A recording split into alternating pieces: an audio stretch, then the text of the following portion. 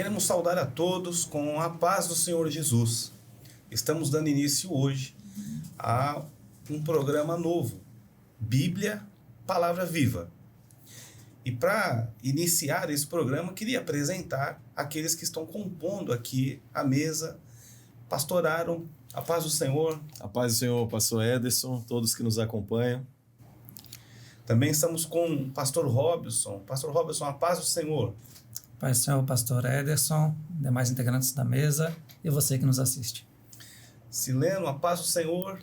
Paz do Senhor, pastor Ederson, paz do Senhor a todos aqueles que nos ouvem neste momento.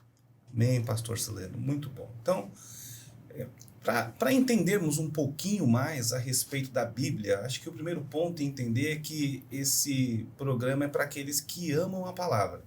Então, se você que está nos acompanhando ama a palavra, você está no lugar certo, porque você vai viver uma experiência nova com a palavra de Deus. É importante dizer já que a Bíblia, a palavra de Deus, ela é viva. Por isso que o nome do programa é esse, Bíblia, Palavra Viva. E ela tem um aspecto histórico, mas ela tem um aspecto profético. E esse aspecto profético da palavra é o que nós vamos discutir aqui nesse programa. É importante entender que existe um mistério escondido na palavra. E esse mistério, ele só é possível ser alcançado pela revelação do Espírito Santo. Quando o Espírito Santo, ele age na palavra e ele nos revela esse mistério, a igreja, aquele que lê, ele é inserido no tempo profético que a igreja vive. E hoje, nesse programa, nós vamos falar de 3 aspectos muito importantes da Bíblia, que vai ser, o primeiro, a origem da palavra, a Bíblia e o seu significado espiritual. Depois, nós vamos falar sobre os materiais e a forma que a Bíblia foi escrita. E, por fim, encerrando esse episódio, a abrangência histórica e geográfica da Bíblia. E para iniciar essa palavra, podemos dizer até esse estudo, né, a respeito da palavra, queria convidar o pastor Robson para nos falar um pouco sobre a Bíblia, o livro eterno de Deus, ou melhor, a origem da palavra, Bíblia e o seu significado espiritual. Amém. Na verdade, a palavra Bíblia, ela é de origem grega e ela significa rolo ou até mesmo livros, né? E este nome, ele deu origem justamente para uma cidade lá na Fenícia.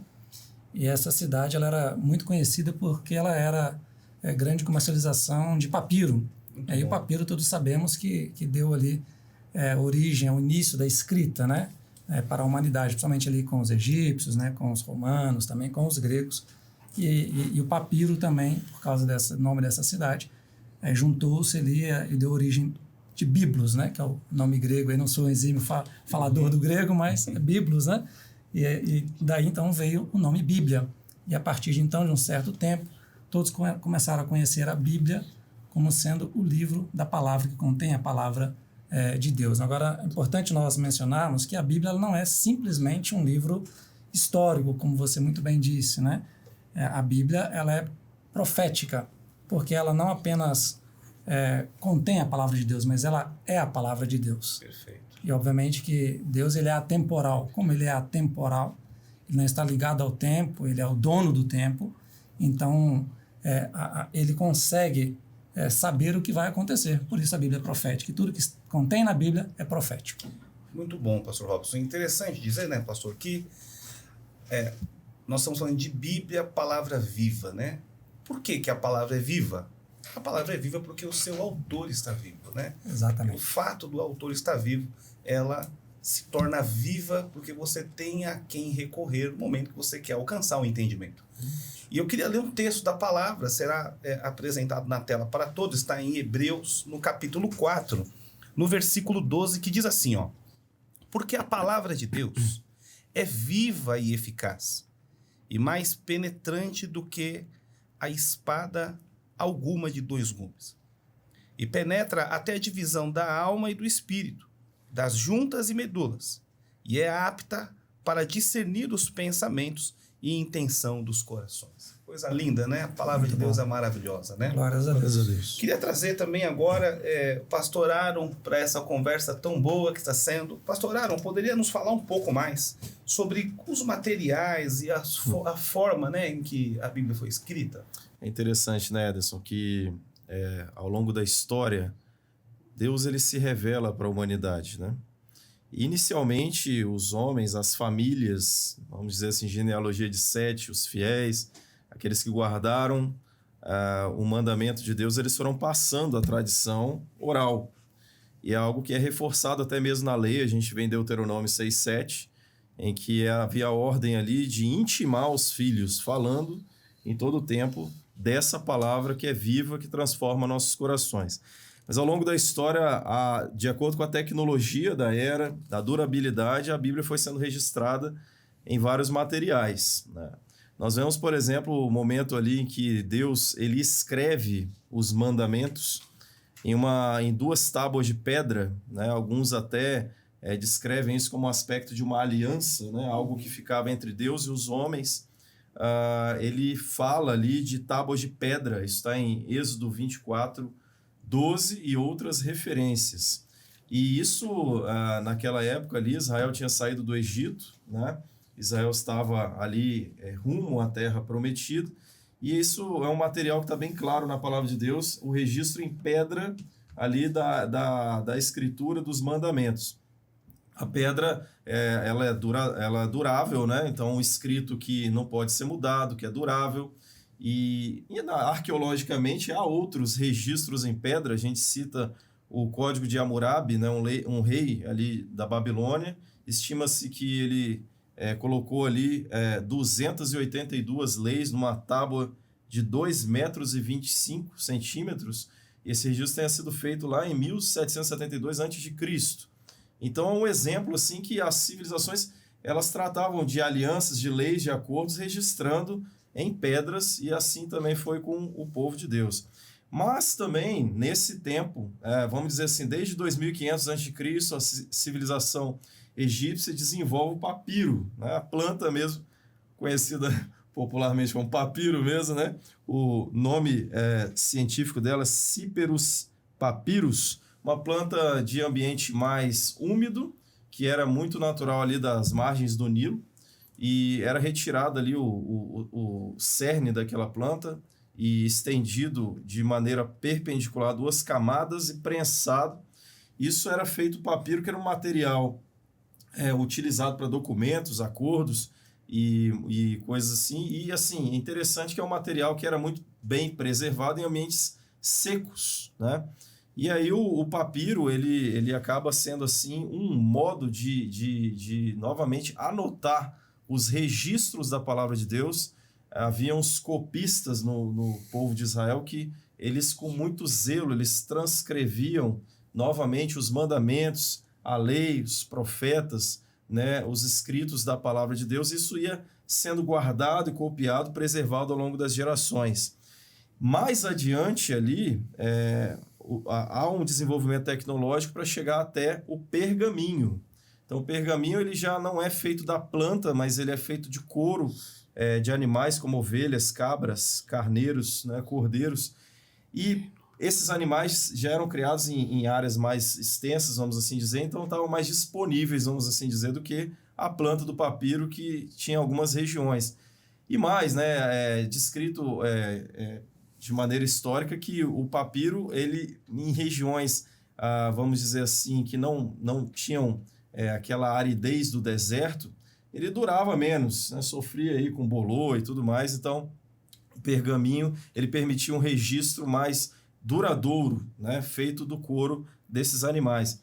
E essa tecnologia, o pergaminho, né? Naturalmente chega ali à região de Israel, e a lei ela é registrada, os profetas, né? Todas as escrituras são registradas em pergaminhos e são assim armazenados por mais tempo. Só que tem um detalhe, né? O pergaminho é um rolo, né?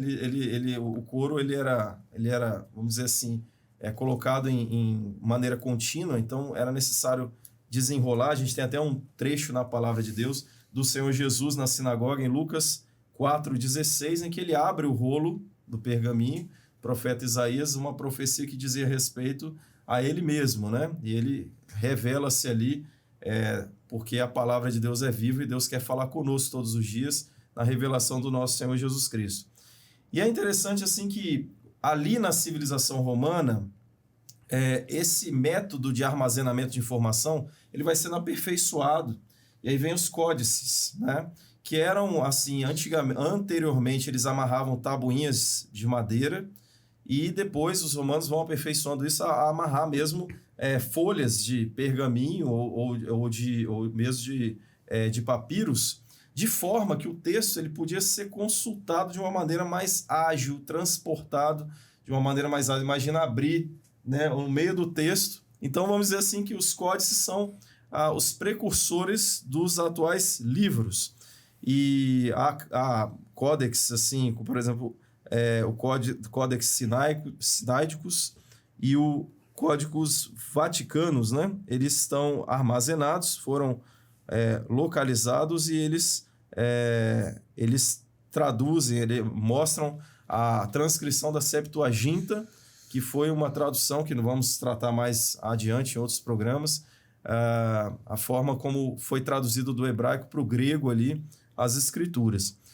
Ao passar das eras, vem ali a Idade Média e vai passando as tecnologias e chega até a reforma religiosa nos tempos de Martinho Lutero, que acontece ali o desenvolvimento da prensa móvel, né? Então a Bíblia, ela antes materiais escassos, pergaminhos, papiros, caros, não acessíveis a todos, agora ela passa a ser produzida, a palavra de Deus que é disponível de uma maneira barata na mão do povo, vamos assim dizer, traduzido para idiomas do povo, como alemão e outros que a gente vai tratar na série desse programa, de forma que a palavra fica acessível.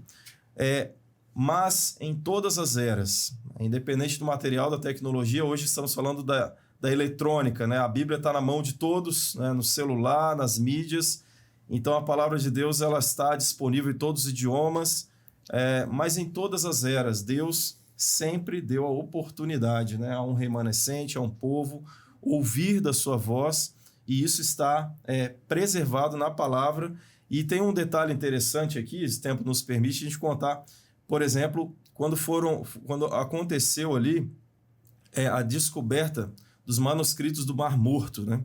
Isso é interessante, que havia ali uma comunidade dos essênios, um grupo de judeus ali que se isolava no deserto, e eles, no ano 70, mais ou menos, estima-se que eles esconderam ali aspectos profetas da lei, e porque Roma tinha ali destruído, né, o templo, Jerusalém, e talvez não quisesse que aquilo se perdesse, e eles reservaram ali em cavernas próximo do Mar Morto. Anos 70, Israel deixa de ser nação, né? Nós sabemos que Israel volta a ser nação em 1948, um sinal profético da última era que vivemos. E em 1947, naquele contexto de criação do Estado de Israel, vamos dizer assim, acidentalmente, ou por providência do Senhor, né, são descobertos esses escritos, né, mais de 900 trechos ali de pergaminhos guardados em cavernas, num ambiente árido, que é ali na beira, ali às margens do Mar Morto, um ambiente propício para a preservação, né, de pergaminhos e papiros. Então, é um material que foi ali guardado, vamos dizer assim, por milênios, né, mais de 1000 anos, né, e veio a ser manifesto novamente para a humanidade.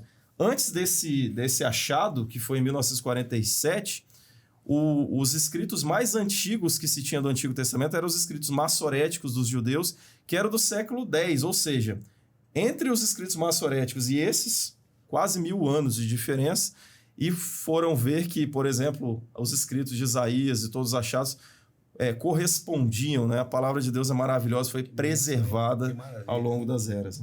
Que maravilha. E Muito você bom. que está aqui nos assistindo, se você tem uma Bíblia na sua casa, você percebeu a viagem no tempo que ela sofreu e chegou aos nossos dias, né?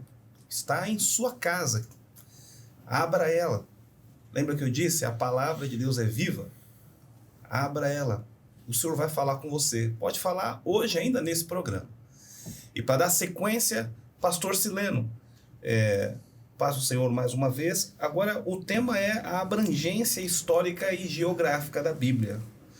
Nós vamos falar um pouquinho, eu queria só fazer uma referência aí, você veja que um livro, né, que atravessou aí milênios intacto e chegou até os nossos dias, precisa ser um livro realmente muito precioso. Daí vem o chamado do pastor Ederson, né, para que você, né, se você tem uma Bíblia na sua casa, uma Bíblia no papel, ou tem uma Bíblia eletrônica no celular, no seu computador, etc., né? Que você possa ler, tomar posse desse tesouro precioso que é a palavra de Deus. Eu gostaria de ler um texto aqui para todos, né, nessa hora. Primeira carta de Pedro, o capítulo é o 1 e o versículo é o 21.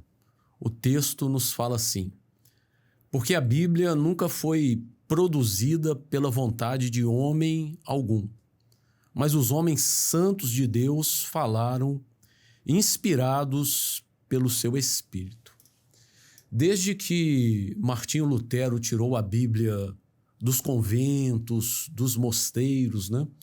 Traduziu ali a Bíblia a partir dos originais e, como o pastor Aaron falou, Gutenberg, né, inventou ali a imprensa e a Bíblia passou a ser impressa. Ela é o livro mais vendido, mais lido, como eu falei, mais impresso, né? Mais amado, quem sabe até o livro mais contestado sobre a face da terra até hoje, né? A Bíblia, tesouro precioso que o Senhor Deus nos concedeu. E a Bíblia, ela tem algo interessante nela, porque a Bíblia mostra quem nós somos, né? Se você for lá no Salmo 40, verso de número 17, o salmista fala assim: eu sou pobre e necessitado, mas o Senhor Deus cuida de mim. Então a Bíblia, ela aponta para uma verdade na nossa vida como homens, de toda a humanidade. Todos nós somos pobres, somos necessitados e precisamos do Senhor nosso Deus. Mas a Bíblia, ela foi escrita num período de 1.600 anos, né? 40 escritores diferentes ali escreveram a Bíblia, a palavra de Deus. Neste 1.600 anos, essa escrita passou por civilizações, por impérios, por culturas, né? Mas interessante que, apesar de ser 40 escritores, o autor, ele é único. Ele é o Senhor nosso Deus. Glória a Deus. E existem até algumas curiosidades, né? Daí, da minha parte, né? Eu, quando me converti ao Senhor, jovem ainda, né? Nécio ainda nas coisas do Senhor, começando a entender, eu comecei a ler a Bíblia. Eu li a Bíblia como se fosse uma única pessoa que havia escrito, né? Porque eu não via diferença entre os livros e aquilo que estava escrito. Para mim, era uma coisa apenas, né? Isso nos mostra aí que a Bíblia é 40 escritores, mas ela possui uma unidade, uma identidade que vem do Senhor nosso Deus para os homens. Por isso a Bíblia é este livro, né, tão maravilhoso que nós temos este acesso aí hoje, né? Esse grande acesso à palavra de Deus. Mas a Bíblia, ela começou a ser escrita 1.500 anos antes do Senhor Jesus. Ali, o Pentateuco ali, o primeiro livro que foi Gênesis, através das mãos de Moisés. E ela termina 90 anos depois, ou melhor, 90 anos da nossa história hoje, né? Depois de Cristo, com o apóstolo João na ilha de Patmos. Então, um intervalo aí muito grande da palavra de Deus sendo escrita. A palavra de Deus, alguns desejam contestá-la muitas vezes, mas a palavra de Deus, ela é incontestável, né? Quem pode contestar a palavra de Deus? Certa vez uma pessoa me chamou para fazer uma contestação. Ela falou assim, olha, ela foi lá no ladrão da cruz no momento em que o Senhor Jesus estava sendo crucificado. E ela me falou o seguinte, ela falou assim, olha, lá no livro de Marcos, a palavra fala, o livro fala que os dois ladrões ali que estavam crucificados com Jesus blasfemavam contra ele. Mas quando vai lá em Lucas, um deles é salvo, se converte. Isso daí, olha, a Bíblia está se contradizendo.